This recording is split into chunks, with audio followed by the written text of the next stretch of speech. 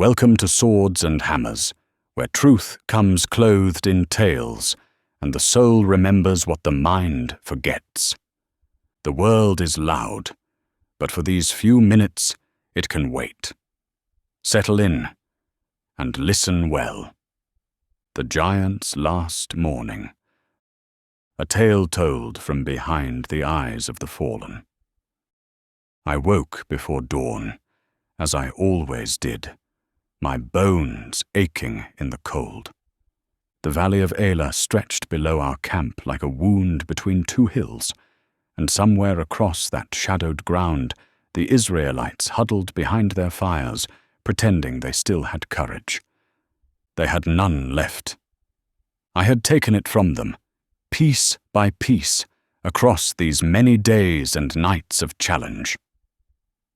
My shield-bearer, a boy named Ishbi, was already awake, oiling the straps of my armor by lamplight. He did not look at me directly. No one ever did. When you stand nearly 10 feet tall and weigh more than 3 ordinary men, people learn to study the ground near your feet. I had grown accustomed to this. I no longer remembered what it felt like to be seen rather than feared. The armor was cold when Ishbi helped me into it. 5,000 shekels of bronze for the coat alone, scales overlapping like the hide of some great fish pulled from the depths of the sea. My helmet pressed against my temples. My greaves bit into my shins, where old scars still puckered the flesh. I had worn this weight since I was 16, when the priests of Dagon first paraded me through the streets of Gath, as proof that our gods made greater men than any other nation could produce. I believed them then. I still believed them now, though the believing had grown harder with the years. A man can carry bronze. Carrying certainty is heavier. The spear rested against the tent pole, its iron head gleaming dull in the lamp's flicker. 600 shekels of iron. I had measured it once, running my fingers along the shaft as thick as a weaver's beam. I remembered the first man I killed with it. A Judean captain outside Ekron, 20 years past. He had been brave. I gave him that. He came at me screaming his war cry, and I put the spear through his chest before his sword reached my knee. Afterward, I could not remember his face. Only the sound he made as he fell. That sound never changed, no matter how many times I heard it.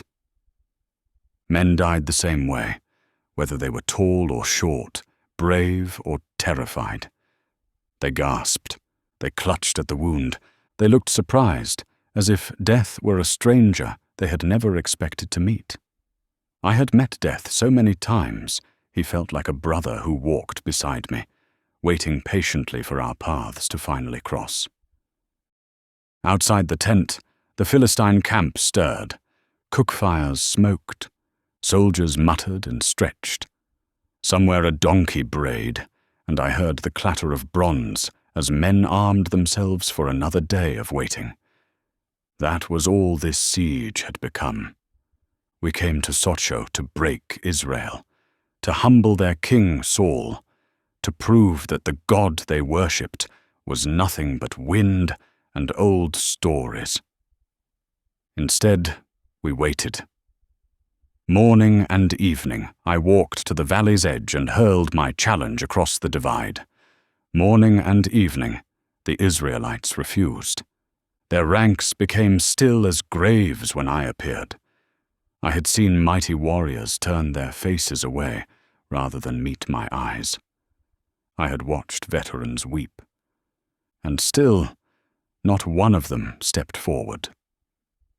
Sometimes I wondered if they ever would. Sometimes I wondered if I wanted them to. There had been a time when battle sang in my blood. When I was young and the world seemed made of glory, waiting to be seized, I fought for the pure joy of it. Every victory added another verse to the song of Goliath. Men spoke my name in Ashdod and Ashkelon, in Gaza and Gath and Ekron. Children played at being me, strapping pots to their chests for armor and swinging branches like spears. Priests told me that Dagon himself smiled upon my strength. I believed them, because it was easier than asking what strength was for, when no one remained to test it. Champion is a lonely word. It means you stand where no one else can stand. It means you carry what no one else can carry. It means that somewhere, in the silence no one else sees, you wonder if the wait will ever end.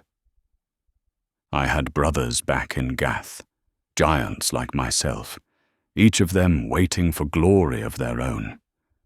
They envied me. I saw it in their eyes when I returned from campaigns draped in plunder and praise.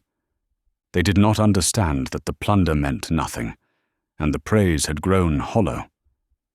They did not know that some nights I lay awake and wondered what it would feel like to be ordinary, to walk through a market without men scattering like frightened birds, to sit at a table built for normal bodies, to hold a woman without fearing I might break her. The gods, or whatever forces shaped us in the womb, had made us too much for ordinary life. We were freaks. That was the truth the priests never spoke aloud. Useful freaks, paraded through streets and pointed toward enemies, but freaks nonetheless. My knees ached, my spine curved. Some mornings I couldn't rise without help, and still they sent me to the valley. Still, they expected miracles from the monster of Gath. This morning, though, something felt different. The air carried a strange weight, like the pressure before a storm. I stood at the valley's edge as the sun cleared the eastern hills, and I lifted my voice as I had done for so many days. "Choose a man," I roared, and my voice echoed off the rocks until it sounded like thunder. "Let him come down to me." The words were ritual now, worn smooth as river stones. I no longer expected an answer, but today an answer came. He was small. That was the first thing I noticed. He was absurdly, laughably small. No armor, no sword, just a shepherd's tunic and a leather sling, and in his hand a staff like the kind boys use to guide sheep. I thought it was a joke. I thought perhaps the Israelites had finally gone mad and sent a child to die for sport. Then he spoke. His voice carried across the divide, clear and steady, and something in it made the hair rise on my neck. "You come to me with a sword, with a spear, and with a javelin," he said. "But I come to you in the name of the Lord of hosts, the God of the armies of Israel, whom you have defied." I laughed. It was a hollow sound, even to my own ears. "Am I a dog," I shouted, "that you come at me with sticks?" But my laughter died in my throat. The boy did not flinch. The boy did not run. He stood there with the sun behind him, and something in his eyes made me think of fires I could not see.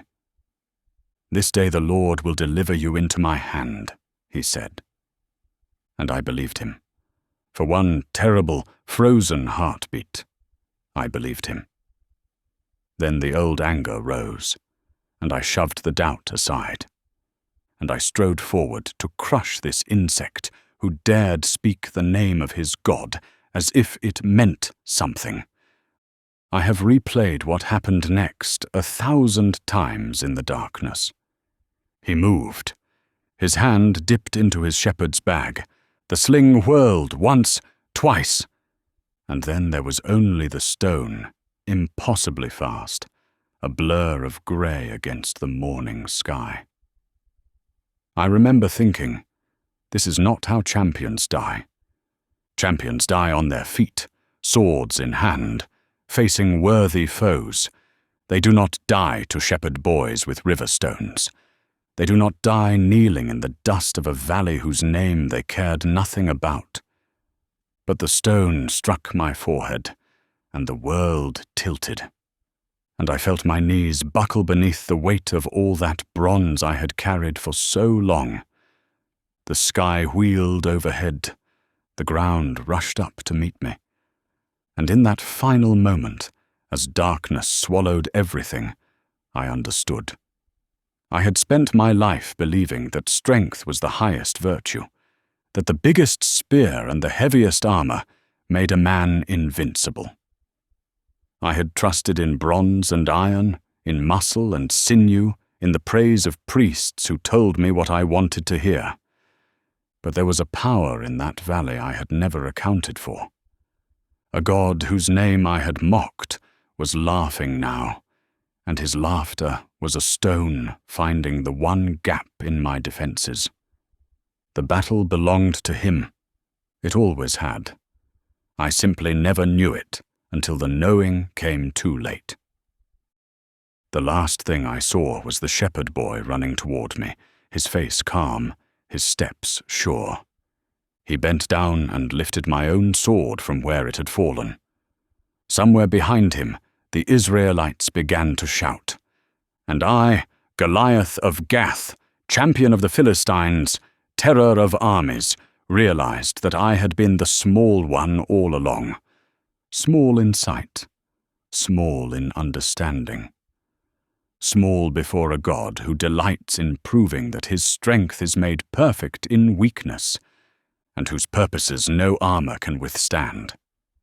The sword rose, the sword fell, and the champion of Gath learned the oldest lesson in the world. Pride walks the same road it has always walked, and at the end of that road stands a reckoning no mortal can escape. Selah.